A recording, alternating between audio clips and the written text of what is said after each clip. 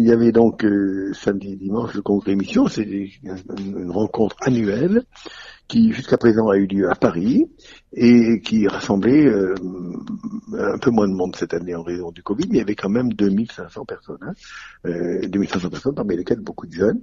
Alors nous étions répartis sur plusieurs lieux, à savoir Saint-Sulpice, l'église et puis les environs, puisque sur la place il y avait aussi des stands, Notre-Dame-des-Champs et Saint-Germain-des-Prés. Donc avec des conférences, des échanges, des rencontres le matin, l'après-midi et le soir. Moi-même j'ai fait une causerie à Saint-Joseph-des-Carmes, voilà une autre église encore. Saint-Joseph-des-Carmes, c'est l'église qui touche l'Institut catholique, rue de Vaugirard. C'est un ancien lieu où il y avait un ancien Carmel en fait. Et c'est d'ailleurs là qu'ont eu lieu les massacres de septembre 92. C'est un lieu chargé d'histoire.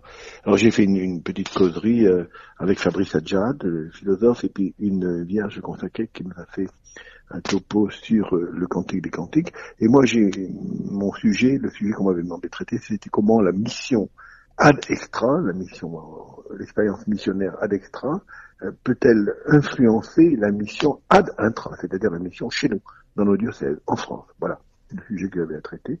Alors j'ai essayé de montrer un petit peu en quoi l'évolution de la société française, la sécularisation, quand même des pans entiers de christianisme qui disparaissent un petit peu dans cette société très sécularisée, l'évolution législative aussi. En quoi ça nous rapprochait en quelque sorte, si vous voulez, des sociétés confucéennes qui ne sont pas historiquement marquées par l'évangile et par le christianisme.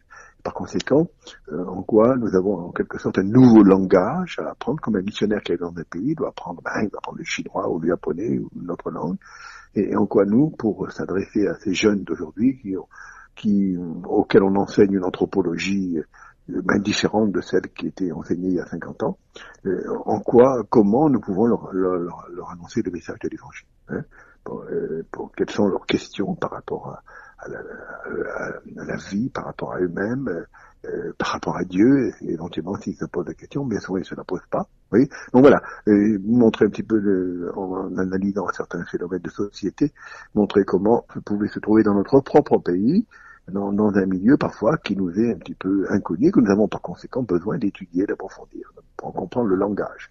Voilà. Et puis donc ça c'était un des aspects. Les autres aspects c'était les nombreuses célébrations. J'ai eu l'occasion de présider 2 fois la célébration à Notre-Dame-des-Champs, notamment la messe de clôture, l'une des messes de clôture, puisqu'il y avait plusieurs lieux de célébration. Voilà, c'est important parce que c'est l'occasion pour les prêtres de toute la France et des laïcs de toute la France qui sont engagés dans des équipes pastorales ou animateurs pastoraux, de se rencontrer, d'échanger et de découvrir aussi des mouvements, parfois que nous ne connaissons pas, qui sont engagés dans différents domaines, la pastorale ou le domaine caritatif, par exemple.